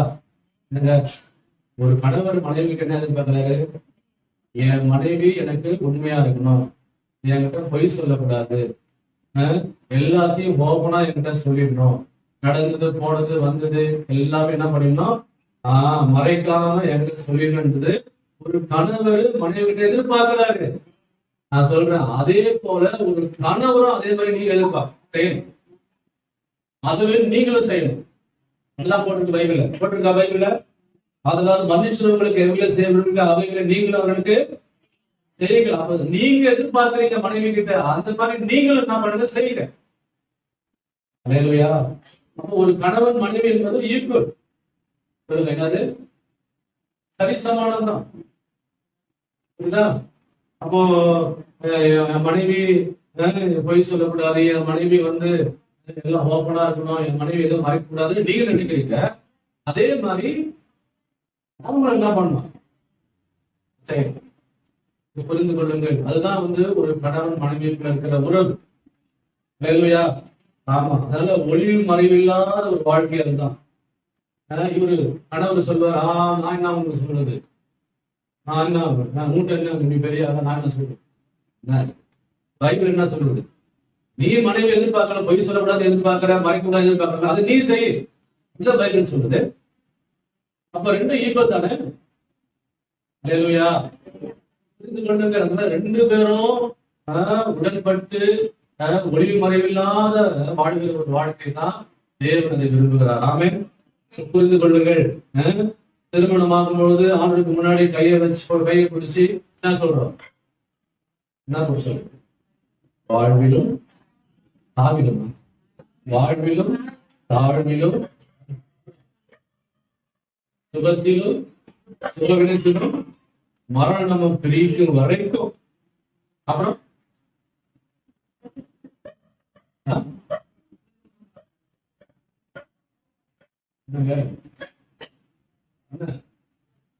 யாருக்கு யோசிக்கிறாங்க, பாஸ்டர் எனக்கெல்லாம் அந்த இதுவே இல்லை பாஸ்டர், யாரையும் நம்ம சுயம்புவே இல்லை பாஸ்டர். அதாவது தேவ சமூகத்துல திருமணத்தை வைத்து நடத்துனவங்களுக்கு தெரியும். என்னன்னா இது சொல்லிட்டு கடைசியா சொல்லுவாங்க, இடர்முகம் பாராமல். என்ன சொல்லுவாங்க? இடர்முகம் பாராமல். அப்படின்னா என்ன அர்த்தம்? கணவருக்கு முன்னாடி ஐஸ்வர்யாவே வந்தாலும் என்ன பண்ணாத, எனக்கு என் மனைவிதான் வசதி. என்ன சொல்றான்? ஆமா. அப்போ நீ அங்க மாத்து கொடுக்குற, என்ன பிறகு முகம் பாராமல். அப்போ நல்லா கவனிங்க, உங்களை நம்பி உங்க கணவர் உங்களை நம்பி ஒரு வேலைக்கு அனுப்புற, என்னங்க எப்படி நடந்து கொள்றீங்க? கணவருக்கு துரோகம் பண்ணக்கூடாது. இல்லையா? உங்க மனைவி உங்களை நம்பி கணவர் என்ன பண்ண வேலைக்கு அனுப்புறாங்க, மனைவிக்கு துரோகம் பண்ணக்கூடாது. இல்லையா? ஆமா. பைபிள் சட்டம் தெரியுமா? அதே சொல்லியிருக்கேன். பைபிள் சட்டம் கணவர் உயிரோடு இருக்கும் போது, கணவர் உயிரோடு இருக்கும் போது அதாவது யாரையாவது நீங்க பேசுறதோ, இன்னொருத்தரையே ஒரு நபர் பேசுவதோ, தவறா பழகுவதோ, அது ஒரு விபச்சாரத்துக்கு கிடையாது இருக்கு. கணவர் உயிரோடு இருக்கும் போது மனைவி நிலைகமிக யார் ஒருத்தராவது தொடர்பு இருந்தா அது விபச்சாரம் என்று சொல்லும். அப்ப இந்த விபச்சாரம் என்பது கர்த்தர் அது அனுமதிக்கிற ஒரு பாவம், அது பரலோகத்துல அவங்க வரவே முடியாது. இல்லையா? அதே போல மனைவி நிலைகமிக மனைவி நிலைகமிக உயிரோடு இருக்கும் போது, மனைவி கடவுள் உயிரோடு இருக்கும் போது மனைவி என்ன பண்ண தெரியுமா? சொல்லுங்க. யாரையும் கிட்ட என்ன பண்ண கூடாது, சொல்லுங்க. யாருக்கிட்டையும் தவறா பழகவும் கூடாது, பேசவும் கூடாது. அதனால என்ன சில காரியம் நடக்குதுனால உங்களுக்கு ஓப்பனா நான் சொல்றேன். அது விபச்சாரத்திற்கு அடையாளமா இருக்கிறது. இல்ல பாஸ்டர், அந்த நம்ம ஒற்பிதாக்கள்லாம் 2-3 பொண்டாட்டி வச்சிருந்தாங்க பாஸ்டர். நான் சொல்றேன், அது பழைய ஏற்பாடு சட்டம். அது ஆண்டவர் எதுக்காக வச்சா தெரியுமா? பெருக்கத்திற்கு அடையாளமா வச்சார். பலிக்கு பெருவதற்காக தான் கட்டளை வைத்தார், பெருக்கத்திற்காக உண்டு பண்ணினார். இது புதிய ஏற்பாடு சொல்ல அப்படி இல்லை. ஒரு ஸ்திரீயை இச்சையோடு பார்க்கிறவனோ அவரோடு விபச்சாரம் செய்தார்கள் பைபிள் சொல்லுகிறது. அதனால இது விபச்சாரம் பாவம். அதனால 1000 தான் உங்க கணவர் தவறு செஞ்சிருந்தாலும் அவர் தான் உங்க கணவர். 1000 தான் உங்க மனைவி தவறு செஞ்சிருந்தாலும் அவர் தான் உங்க மனைவி. இல்லையா? ஆமா, அதை விட்டு நீங்க என்ன பண்ணக்கூடாது, நீங்க தாண்டி போகவே கூடாது. ஏன்னா அது உங்களுக்கு நல்லது, உங்களுக்கு ஆசீர்வாதம். ஓகேவா? சரி, ஓகே. அதுக்கு அடுத்து நல்லா கவனிங்க. ஆண்டவர் எதுக்கு லைசன்ஸ் கொடுறாரு தெரியுமா? அதாவது இளம் வயசுல சின்ன வயசுல கணவர் இறந்துடுவார் தெரியுமா? இளம் வயசுலயே கணவர் இறந்து போயிடுவார் தெரியுமா? அவங்களுக்கு லைசன்ஸ் கொடுற ஆண்டவர். அப்போ நீ என்ன பண்ணலாம், விருப்பப்பட்டு ஒரு துறையை நீங்க தேர்ந்தெடுத்துக்கலாம் அப்படின்னு லைசன்ஸ் கொடுக்குறாரு. ஆனா இப்போ 12 வயசு 15 வயசு பெரிய ஆளா ஆயிட்டு ஒரு சிஸ்டர் பிள்ளைங்க ஆயிட்ட பிறகு ஒரு சிஸ்டர் கேட்குது, பாஸ்டர் ஒரு கல்யாணம் நான் பண்ணிக்கலாமா? நான் கணவர் இல்லை, இப்ப கரெக்ட் பண்ணிப்பாங்களா? சொல்ல, கரெக்ட் பண்ணிக்கலாமா? கரெக்ட் பண்ணிக்கலாமா? சொல்லுங்க. பிள்ளைங்க 10 வயசு ஆயிடுச்சு, கரெக்ட் பண்ணிப்பாங்க யாருன்னா? நீ ஒண்ணு ஃபர்ஸ்ட் கத்தரிக்காக வாழணும், 2வது கணவர் இல்லை யாருக்காக வாழணும்? பிள்ளைக்காக வாழணும். பிள்ளைங்களை கரை சேர்க்க வேண்டிய கடன் நமக்கு இருக்குது இல்ல? அதை விட்டுட்டு இந்த வயசு இவ்வளோ பெரிய வயசுல வச்சுக்கிட்டு மாஸ்டர் ஒரு கல்யாணம் ஒரு கேட்குது சொல்ற, அதெல்லாம் நல்லது இல்ல. பவுல் சொல்றாரு, முடிந்தாலும் என்னை போல இருங்கள் பைபிள் சொல்லுகிறா. அதாவது என்னன்னா எல்லாரும் என்னை போல இருக்க வேண்டும் என்று விரும்புகிறேன்னு சொல்றாரு பவுல். அப்படின்னா என்ன அர்த்தம்னா, பிள்ளைங்க ஆயிட்டாங்கன்னா நீங்க சோதரமா அந்த பிள்ளைங்க என்ன பண்ணலாம், வச்சு அழகா அந்த பிள்ளைகளை காப்பாற்றி நல்ல நிலைமைக்கு கொண்டு வருவதுக்கு ஒரு ஆளு பெரிய கடமையை கொண்டுங்க. நாம புரிந்து கொள்ளுங்க, அதுதான் பைபிள் சட்டம். அதனால இதை மீறி நம்ம போகவே கூடாது. ஆமே, ஓகேவா? புரிஞ்சிச்சா? அப்போ புரிந்து கொள்ளுங்கள். அப்போ முதலாவது கணவன் மனைவிக்குள்ள உறவை குறித்து ஆண்டவர் பேசுகிறாரா? என்ன பேசிக் கொள்ளுகிறாரு சொல்லுங்க. கணவன் மனைவிக்குள்ள எதையும் மறைக்கவே கூடாது. எது நடந்தாலும் என்ன பண்ணிடுங்க, சொல்லுங்க. அது உங்களுக்குள்ள ஒரு சமானத்தை கொடுக்கும், எந்த ஒரு பிரச்சனை வராதவே அவங்க காத்துக்கணும். மறைக்க கூடாது. சிலர் லோன் வாங்குவாங்க, லோன் வாங்குறத கூட யாரும் சொல்ல மாட்டாங்க. அப்புறம் அவர் தெரிஞ்சு பத்தியா இப்பதான் செய்ய நீ என்ன பண்ற பாரு அப்படி சந்தேகத்தை கொடுத்துட்டே அவனுக்கு. நான் சொல்றேன், அந்த மனுஷன் குடிக்கிறானோ இல்லையோ சொல்லிடுங்க, நல்லது என்ன சொல்லுங்க. அப்புறம் காலம் முழுவதும் சந்தேகத்தை சொல்ற மனுஷன் என்ன பண்ணுவீங்க? ஆமா, தொட்டதுக்கெல்லாம் சந்தேகப்பட வந்தாலே அதை விட பெட்டர் என்ன பண்ணுங்க, ஓப்பனா சொல்லிடுங்க. அது உங்களுக்கு நல்லது அவசியம். ஆமே, ஓகே. அதுக்கு அடுத்தது கடைசியாக ஒரு சொல்லி இன்னைக்கு வருகிறேன். பெற்றோரிடத்துல பிள்ளைகள், அதாவது பிள்ளைகள் பெற்றோரிடத்துல உண்மையா இருங்க. பிள்ளைகள் யாரிடத்துல உண்மையா இருக்கணும்? பெற்றோரிடத்துல உண்மையா இருக்கும். ஃபர்ஸ்ட் யாருக்கு உண்மையா இருக்குன்னு சொன்னேன்? யாருக்கு? அதே மாத்தாங்க. கணவன் மனைவி உண்மையா இருக்கணும், மனைவி கணவன்களை. இப்போ யாருக்குமா பிள்ளைங்க பெற்றோர்கள் என்ன பண்ணணும்? உண்மையா இருக்கணும். அப்போ பிள்ளைகள் நல்லா எடுத்துக்கொள்ளுங்க. எபேசியர் 6:1 வாசிங்க. எபேசியர் 6:1 வாசிங்க.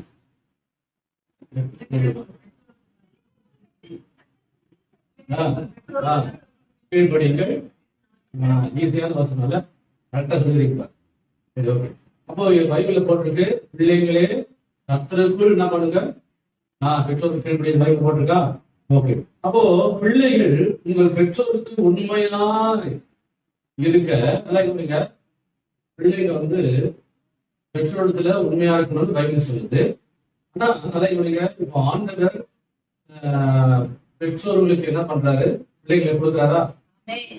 சொல்லுங்க, பெற்றோர் பிள்ளைங்க கொடுக்குறாரா? ஏன் கொடுக்குறாருன்னா அந்த பிள்ளைகளை வளர்த்து ஆளாக்கி அந்த பிள்ளைகளை கர்த்தருக்காக வளர்க்கணும்னு தான் எதிர்பார்ப்பு. அப்படிதான் எதிர்பார்ப்பு தானே? எதிர்பார்ப்பு. புரிந்து கொள்ளுங்க. இப்ப என்னன்னா, இந்த அம்மா அந்த பெற்றோர்கள் பிள்ளை எப்படி எதிர்பார்க்கறாங்கன்னா, என் பிள்ளை என்னை ஒரு நாளும் எனக்கு துரோகம் பண்ணக்கூடாது, என் பிள்ளை ஒரு நாள் என்னை ஏமாற்றக்கூடாது, என் பிள்ளை ஒரு நாள் எனக்கு ஏமாற்றக்கூடாது என்று சொல்லி பெற்றோருடைய எதிர்பார்ப்பு அதுதான். பிள்ளைகளுடைய எதிர்பார்ப்பு அப்படிதானே? எதிர்பார்க்கறாங்களா? என் பிள்ளை என்னை ஏமாற்றக்கூடாது, என் பிள்ளைங்க துரோகம் பண்ணக்கூடாதுன்றது எதிர்பார்ப்பு. இப்படி இருக்கிற ஒரு சூழ்நிலையில நல்லா பண்ணுங்க. இப்போ இந்த பிள்ளைகளை நம்பி ஒரு காலேஜுக்கு அனுப்புறாங்க, இந்த பிள்ளைகளை நம்பி ஒரு ஷாப்பிங் அனுப்புறாங்க, இந்த பிள்ளைகளை நம்பி ஒரு காலேஜுக்கு அனுப்புறாங்க, வெளியில அனுப்புறாங்க. இப்போ நல்லா கவனிங்க. இப்படி வெளியில அனுப்பும் பொழுது ஆனா ஒரு காரியம் அவங்க கேள்விப்படுறாங்க. என்ன கேள்விப்படுறாங்கன்னா, என் பிள்ளை என் மக யாரோ ஒரு பையனோடு பேசுகிறான் என்று கேள்விப்படும் பொழுது அவங்களுடைய இருதயம் பாருங்க நொறுங்கி போகிறது. நல்லா கவனிங்க. அவங்க இருதயம் எப்படி ஆயிடுச்சு? அவங்க அதை எதிர்பார்க்கவே இல்லை. பிள்ளைகளை நம்பி அனுப்புறாங்க ஸ்கூலுக்கு, பிள்ளைகளை நம்பி காலேஜுக்கு அனுப்புறாங்க, பிள்ளைகளை நம்பி என்ன பண்றாங்க? வெளியில அனுப்புறாங்க. என் பிள்ளைங்களுக்கு உண்மையா இருக்கும், என் பிள்ளைங்க கடைசி வரை என்ன பண்ணுவாங்க? என்னை காப்பாற்றும், என்னை வச்சு காப்பாற்றும், என் பிள்ளைங்க என்னை என்ன பண்ணும், என்னை ஏமாத்தாது அப்படின்னு சொல்லி அந்த பிள்ளைங்களை நம்பி எல்லா இடத்துக்கும் அனுப்புறாங்க. ஆனா அந்த பிள்ளைகள் செய்யற துரோகம் என்ன தெரியுமா? பெற்றோருக்கு யாரோ ஒருவனுக்காக இந்த அம்மா அப்பா விட்டுட்டு பின்னாடி ஓடியே போயிடுது. பாருங்க, அம்மாவுடைய இறுதியும் ஒருங்கி ஐயோ என் மகன் என்னை ஏமாத்திட்டான்னு சொல்லி அழுவாங்க. போலீஸ் கைமா போய் அலைவாங்க. என் பிள்ளை என்னை ஏமாத்திட்டு போயிடுச்சு, என் பிள்ளைய குறித்து நான் என்ன நினைச்சேனே, ஆனா கடைசியில என்னை ஏமாத்திட்டு போயிட்டானே அப்படின்னு சொல்லி அழுது புலம்புறது. நான் என் பிள்ளைய நான் மலை போல நம்பினேன்னு, ஆனா இப்படி காலவாரி விட்டுச்சுட்டேன் என் பிள்ளைன்னு சொல்லி ஒப்பாரி வைப்பாங்க. பாருங்களேன், நான் சொல்றேன், அந்த அழுகையின் சத்தம் நான் சொல்றேன் உங்களை ஒரு நாள் நிம்மதியா வாழ வைக்கவே. நல்லா புரிந்து கொள்ளுங்க. ஏன்னா அம்மாவுடைய எதிர்பார்ப்பு அது கிடையாது. அம்மாவுடைய எதிர்பார்ப்பு என்ன தெரியுமா? என் பிள்ளைய நேரம் வரும்பொழுது ஒரு நல்ல பையன் கையில பிடிச்சு கொடுக்கணும்னு எதிர்பார்ப்பு. ஆனா இது இஷ்டத்துக்கு ஓடுறத எந்த ஒரு பெற்றோரை விரும்பவே மாட்டாங்க. அல்லேலூயா. புரிந்து கொள்ளுங்கள். அதில் அடுத்தது இன்னொரு காரியம் என்னன்னா, அம்மா பெற்றோருடைய எதிர்பார்ப்பு தெரியுமா? அம்மா அப்பாவோட எதிர்பார்ப்பு, என் பிள்ளை இன்னைக்கு நான் கஷ்டப்பட்டு என் பிள்ளைய நான் வளர்த்து ஆளாக்குறேன். எதுக்காகனா என் பிள்ளை கடைசி காலத்துல என்னை வச்சு என்னை கண்களா என்னை காப்பாத்து என்ற நம்பிக்கையோடு பிள்ளை மேல நம்பிக்கை வச்சிருக்கேன். புரிந்து கொள்ளுங்கள். துரோகம் பண்ணக்கூடாது. பிள்ளைங்க பெற்றோர்களுக்கு துரோகம் பண்ணவே கூடாது. அதனால பைபிள்ல போட்டிருக்கு, ஒரு வசனத்தை வாசிங்க. யாத்திராகமம் வாசிங்க, 20:12 வாசிங்க. 20:12 யாத்திராகமம் 20:12. தேவனாகிய கர்த்தர் உனக்கு கொடுக்கின்ற தேசத்திலே நாட்கள் இடிந்திருப்பதற்கு தகப்பனே உன் தாயையும் இருக்க பைபிள்ல. ஆமா, அப்போ அம்மா அப்பாவை நீ விட்டுறக்கூடாது. கல்யாணம் ஆகிட்ட பிறகு அம்மா அப்பாவை என்ன பண்ணக்கூடாது? ஆமா, அவங்களை அப்படியே விட்டுறக்கூடாது. அவங்க என்ன பண்ண தெரியுமா? அவங்க செய்ய வேண்டிய கடமை என்ன பண்ணணும்? செய்யணும் சார். அதுதான் ஆண்டவர்களுக்கு புரிஞ்சுக்கிறப்பா கட்டளை கணப்படணும். அதுக்கு எடுத்து பாருங்க, நீதிமொழிகள் புஸ்தகம் 23:22 என்ன சொல்லுது பாருங்க. நீதிமொழிகள் புஸ்தகம் 23:22.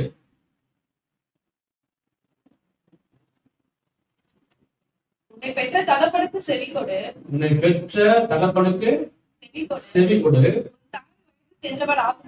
உன் தாய் வயது சென்றவள் ஆகும்போது அவளை அசட்டை பண்ணாத. பைபிள்ல கிளீனா போட்டிருக்கு. அதனால என்ன சொல்றேன்னா, நாமும் பிள்ளைங்க, அதாவது பெற்றோர்கள் பிள்ளைங்க பெற்றோருக்கு என்ன பண்ணணும்? உண்மையா இருக்கணும். ஆமென். உண்மையா இருக்கணும். அவங்களுக்கு துரோகம் பண்ணக்கூடாது, அவங்க ஏமாற்றிட கூடாது, அவங்களுக்கு செய்ய வேண்டிய கடமைகளை நம்ம என்ன பண்ணணும்? செய்யணுன்றதுதான் பைபிள் சொல்லுகிறது. அப்படி அவங்க செய்யும் பொழுது என்ன ஆகும்னா, அவங்க ஆசீர்வாதம் நமக்கு பிள்ளைகளுக்கு இருக்கும். ஹல்லேலூயா. மனதார ஆசீர்வதிப்பாங்க உங்களுக்கு. என் பிள்ளை இன்னைக்கு என்னை நல்லா வச்சு காப்பாத்துது நம்மளது ஆசீர்வாதம் மேல இருக்கும். உங்களுக்கு வயசு கூடிக்கொண்டே போகும். ஆண்டவர் அதை கத்திற்கு செய்வார். ஹல்லேலூயா. புரிந்து கொள்ளுங்கள். இதுதான் தேவன் நமக்கு கொடுத்திருக்கிற கட்டளை. இது நம்ம என்ன பண்ணோம், கடைபிடிக்க வேண்டும். இதுல உண்மையா இருக்கணும். அதுக்கு அடுத்தது பெற்றோர்கள் பிள்ளைகளுக்கு உண்மையா இருங்க. ஷார்ட்டா சொல்லி முடிச்சாரு. பெற்றோர்கள் பிள்ளைகளுக்கு உண்மையா இருக்கு. வசந்த வாசிங்க எபேசி 6:4 வாசிங்க. பெற்றோர்கள் பிள்ளைகளுக்கு உண்மையா இருக்கு. எபேசி 6:4. பிதாக்களே, நீங்களும் உங்கள் பிள்ளைகளை கோபப்படுத்தாமல் கர்த்தருக்கேற்ற சிட்சையிலும் போதனையிலும் அவர்களை வளர்ப்பீர்களாக. பிரைஸ் எல்லாம் பாருங்க. பெற்றோருடைய கடமை என்ன தெரியுமா? இதுல உண்மையா இருக்கணும். பிள்ளைங்களை நல்லா கவனிங்க. பிள்ளைங்களை கர்த்தருக்கேற்ற சிட்சையில போதனையிலும் வளர்த்து ஆளாக்க வேண்டுவது கர்த்தர் உங்க கடத்துல கொடுத்தது மிகப்பெரிய ஒரு பொறுப்பு. இல்லையா? எப்படி வளர்க்கணும்? அவங்கள கர்த்தருக்கேற்ற சிட்சையில போதனையில என்ன பண்ணாங்க, வளர்த்து ஆளாக்குவது மேல் விழுந்த கடமை, பெற்றோருடைய கடமை. அப்போ பிள்ளைகளுக்கு நம்ம அன்பை சொல்லிக் கொடுங்க. பிள்ளைகளுக்கு அன்பாய் சொல்லுங்க, கோபப்படுத்தாதீங்க, அன்பா சொல்லுங்க. ஜெபம் பண்ணுங்க, ஜெபம் பண்ணு, பைபிள் வாசி அப்படின்னு சொல்லிட்டு தினந்தோறும் என்ன பண்ணுங்க, சொல்லிக் கொடுங்க. அதை சொல்ல நீங்க மறக்கவே கூடாது. பெற்றோர் சொல்ல மறக்கவே கூடாது. பிள்ளைங்களை பாத்தீங்கன்னா ஜெபம் பண்ணு, பைபிள் வாசி அப்படி சொல்லுங்க. சர்ச்சுக்கு போனியா கேளுங்க, நல்லது, நல்ல காரியம். இல்லையா? ஆளுங்க பாத்தீங்கன்னா படிப்பு படிப்பு படிப்பு பேரும் கேட்க கொடுப்பாங்க. பாத்தீங்களா? ஆமா, ஏய் ஸ்கூலுக்கு போலடி, ஸ்கூலுக்கு போல, ஸ்கூலுக்கு போல, படிப்பு பேரும் கேட்க கொடுக்கும். நான் சொல்றேன், படிப்பு நல்லதுதான். ஆனா ஃபர்ஸ்ட் படிப்பு எது தெரியுமா? ஹெவன்லி படிப்பு தான் முக்கியம். அல்லேலூயா. ஆமா, பரலோக படிப்பு தான் ரொம்ப முக்கியம். அதுக்கு பிறகுதான் உலக பிரகாரமான படிப்பு. ஆமே, உலக பிரகாரமான படிச்சவன், உலக பிரகாரமான படிச்சவன் இன்னைக்கு அதாவது நல்லா போட்டு ஷூட்டம் போட்டுக்கின்னு கையை கட்டிக்கின்னு வாயில ஸ்மோக் பண்ணிட்டு இருக்கான். புரியுதா? யாரும் இல்லை, நல்லா படிச்சவன் தான். ஆனா என்ன இருக்குதா வாயில? ஸ்மோக்கிங். உலக பிரகாரமான படிச்சவன் இன்னைக்கு என்ன பண்றான், நல்ல ஒரு வேலையில இருந்துட்டு நல்லா யாருக்கும் தெரியாம தண்ணி அடிச்சிருக்கான். என்ன பிரயோஜனம் படிக்க வச்சது? அதுவா காப்பாத்துச்சு அவனுங்க? இல்லையா? ஆமா. ஆனா பைபிள்ல போட்டுக்கு இல்லைங்க. அதாவது நீங்க கர்த்தருக்கு சிட்சையில போதனையில அந்த பிள்ளைகளை வளர்த்து ஆளாக்கும் போது நல்ல பைபிள் சொல்லுகிறது, கர்த்தருக்கு பயந்து நடக்கிற ஒரு மனுஷனாய் மாறும். இல்லையா? வசனம் அப்படிதான் சொல்லுது.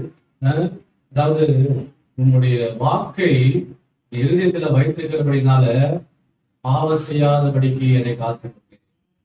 இல்லையா? இப்பெல்லாம் பாவம் செய்யக்கூடாதுன்னு எல்லா பெற்றோரும் எதிர்பார்ப்பதாங்க. என் பிள்ளை நல்லா ஒழுக்கமா இருக்கணும், என் பிள்ளை நல்லா என்ன பண்ணணும், அதாவது நல்லா ஜெபம் பண்ணணும், நல்ல ஆண்டவரை தேடணும், நல்லா ஊழியர் செய்யணும் தான் பெற்றோருடைய எதிர்பார்ப்பு. நான் சொல்றேன், அதே ஒரு குடிகாரனா இருந்தாரா அவங்க முகத்துல சொல்லுங்க சிரிப்பு இருக்குமா? ஆனா ஒரு ஊழியர் செஞ்சா, பிள்ளை ஊழியர் செஞ்சானா ஜெபம் பண்ணா பாருங்க, அந்த முகத்துல ஒரு பெரிய சந்தோஷம். ஆமே, அதுக்கு எது தெரியுமா காரணம்? நீங்க கர்த்தருக்கேற்ற சிட்சையில் என்ன பண்ணுங்க, வளர்த்து ஆளாக்குங்க. ஆமே, அல்லேலூயா. ஆமா, சில பெற்றோர்கள் என் பிள்ளை வேலைக்கு போய் சம்பாதிச்சு கொடுத்தா போதும் அப்படிதான் அவன்தான். ஜெபம் பண்றானா இல்ல சர்ச்சுக்கு போறானா இதெல்லாம் பார்க்கறதே கிடையாது. வேலைக்கு போய் சம்பாதிச்சு கொடுத்தா போதும். அல்லேலூயா. கர்த்தரை கடன் கேட்பாரு. அல்லேலூயா. அப்போ நீங்க பைபிள் சொல்லுவது தேவனை குறித்து அறிகிற அறிவு, தேவனை குறித்து அறிகிற அறிவு அவனை வீணரும் கனியற்றவனுமா இருக்க. அவன் தேவனை குறித்து அறிகிற அறிவு அவனை வீணா போக மாட்டான். பிள்ளைங்களை நல்லா ஜெபம் பண்ற காரியத்துல, நல்ல பைபிள் வாசிக்கிற காரியத்துல, சர்ச்சுக்கு அனுப்புற காரியத்துல எல்லாம் நீங்க மோட்டிவேஷனே பண்ணிட்டீங்கன்னா தேவனை குறித்து அறிகிற அறிவு அவன் வாழ்க்கை வீணா போகவே போகும். ஒரு நாள் அவன் தன் காலத்துல தன் கனியை தந்து மரத்தை போல இருப்பான். அதனால வாழ்க்கை பின் நாட்டில பிரகாசமாய் கர்த்தர் மாற்றுவார். புரிந்து கொள்ளுங்கள். இதுதான் நீங்க ஆனந்த் நமக்கு சொல்லி கொடுத்திருக்கிறார்.